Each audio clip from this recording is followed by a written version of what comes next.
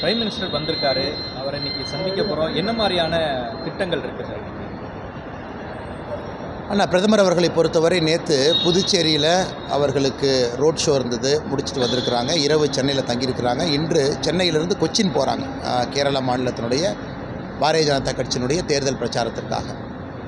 அதில் இன்று காலை தமிழ்நாடு பாரதிய ஜனதா கட்சியினுடைய நிர்வாகிகளுக்கும் நேரம் கொடுத்துருக்குறாங்க. ஐ திங்க் ஜென்ரல் டிஸ்கஷன் தான். பிஎம் பொறுத்த வரைக்கும் அப்பப்போ பார்ப்பாங்க, அட்வைஸ் பண்ணுவாங்க, கைட் பண்ணுவாங்க.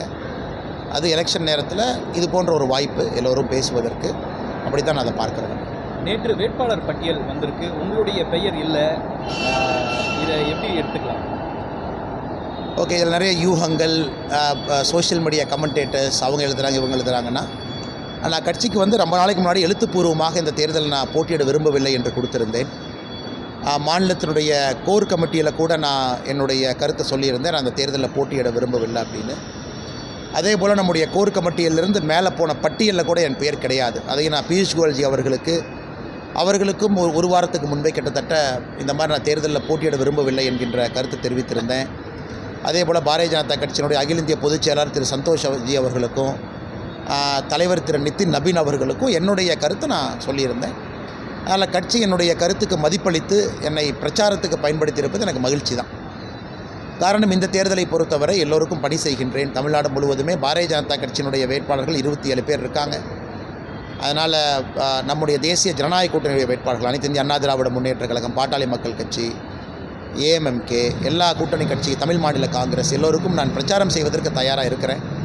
ஏன்னா நேற்று கண்ணூர் கேரளாவில் இருந்தங்கன்னா இன்றைக்கி சென்னையில் இருக்கேன், சாயந்தரம் புதுச்சேரி பிரச்சாரத்தில் இருக்கேன், நாளைக்கு கேரளா மூணாரில் இருக்கேன், நாளான்னைக்கு திரும்ப இங்கே இருக்கேன். ஸோ எனக்கும் 21ஆம் தேதி முடியும் வரை ஒரு ஊர் நானும் சென்று கொண்டிருக்கின்றேன். கட்சியினுடைய வேட்பாளர்களை வெற்றி பெறச் செய்வது என்னுடைய கடமையாக நான் பார்க்குறேன். அதே நேரத்தில் எப்பொழுதும் நான் ஒரு கேண்டிடேட்டு, இந்த தொகுதி எப்பொழுதும் எந்த லிஸ்ட்டில் எந்த ரேஸ்லையும் நான் இல்லை. ஏன்னா பேப்பரில் நீங்கள் நிறைய எழுதுறதுனால நான் கிளாரிஃபை பண்ணுறேன். எந்த தொகுதியும் நான் கேட்கல, எந்த தொகுதிக்கும் போட்டி போடல. அப்படி அண்ணாமலை இந்த எலெக்ஷனில் நிற்கணும் அப்படின்னா எந்த தொகுதியில் வேணாலும் நிற்கலாங்கண்ணா. நம்ம வந்து ஒரு தொகுதியில் போய் என்னை சுருக்க நான் பார்க்கல. எல்லா தொகுதிக்குமே வேட்பாளர் இருக்கிறாங்க. உதாரணத்துக்கு கோயம்புத்தூரை பொறுத்தவரை ஒரு சிட்டிங் எம்எல்ஏ எங்கள் வேட்பாளராக இருக்கிறாங்க, அவங்க போட்டியிடுவது தான் முறை. அதே போல் மொடக்குறிச்சி போன்ற இடத்துல நிறைய பேர் வேலை பார்த்துருக்குறாங்க. அதே போல் சவுத் எடுத்துக்கிட்டிங்கன்னா கூட நாகர்கோவிலில் எம்ஆர் காந்தியை திரும்ப போட்டிடுறாங்க. எல்லா இடத்திலும் கூட கட்சிக்கு பணி செய்வதற்கு ஒரு வாய்ப்பு. அதனால் நான் எனி டே, இந்த கடந்த ஒரு மாதம் 45 நாள் எந்த ரேஸில் எந்த தொகுதியில் எதையும் நான் யார்கிட்டையும் கேட்கல, அது கேட்கவும் மாட்டேன். அது என்னுடைய பழக்கமும் கிடையாது. என்னுடைய வேலை ஏப்ரல் 21ஆம் தேதி சாயந்தரம் அந்த பிரச்சார டேட்டு முடியும் வரை பிரச்சாரம் செய்வது என்னுடைய வேலை. அதன் பிறகு மற்றதெல்லாம் நான் பேசுகிறேன்.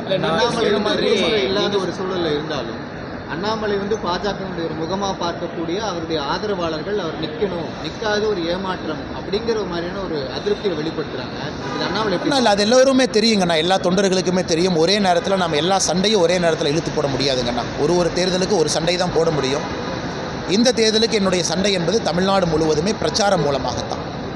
ஏன்னா 2024 பாராளுமன்ற தேர்தலில் நான் போட்டியிட்ட பொழுது எனக்கு ஒரு சிறு வருத்தம் இருந்தது.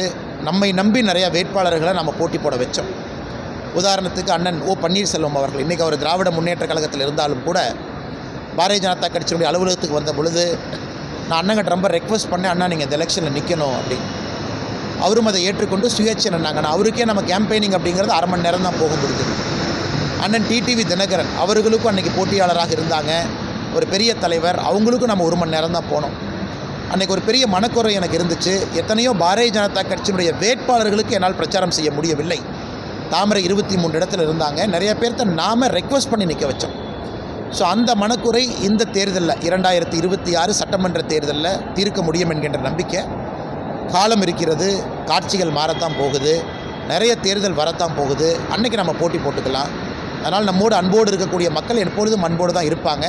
ஆனால் இந்த தேர்தல் நம்ம சண்டை என்பது தமிழ்நாடு முழுவதும் போகணும். திராவிட முன்னேற்ற கழகத்தினுடைய தவறுகள் எடுத்து சொல்லணும், அதற்கு வலிமையாக நம்ம பேசணும். அது இன்றைக்கி என்னுடைய பொறுப்பாக பார்க்கின்றேன். நான் எதுக்கு சொல்கிறேன்னாங்க, கிளாரிஃபிகேஷனுக்காக சொல்கிறேன். ஏன்னா நிறைய பேர் பேக்ரவுண்ட் விஷயம் இல்லாமல் இப்படி அப்படின்னு தமிழ்நாடு கோர் கமிட்டியிலிருந்தே ஒரு பேர் மேலே போகல அப்படின்னா பாரதிய ஜனதா கட்சியினுடைய தலைமை எப்படி அவங்க சீட் கொடுப்பாங்க? அதே போல் நீங்கள் கட்சிக்கு மிக தெளிவாக நான் போட்டியிட விரும்பவில்லை, எனக்கு வேறு எந்த பொறுப்பு கொடுத்தாலும் செய்கிறேன்னு நம்ம சொல்லியிருக்கோம். கட்சி பிரச்சாரம் செய்யுன்னு சொல்லும் பொழுது கட்சியின் மீது நான் எப்படி தவற சொல்ல முடியும்? நேற்று பியூஷ் கோயல்ஜி அவர்கள் ஏர்போர்ட்டில் உங்களை சந்தித்ததாக கூட பார்க்குறேன். ஸோ நம்ம கோரிக்கையை ஏற்றுக்கிட்டு கட்சி செவிசாய்த்து அந்த மரியாதை கொடுத்ததற்காக நான் நன்றி அந்த நேரத்தில் தெரிவித்து கடமைப்பட்டிருக்கிறேன். தேங்க்யூ. ஆனால் என்ன ரீசன் போட்டியிடாது? நல்லா மே நாளுக்கு அப்புறம் பேசுவோம்.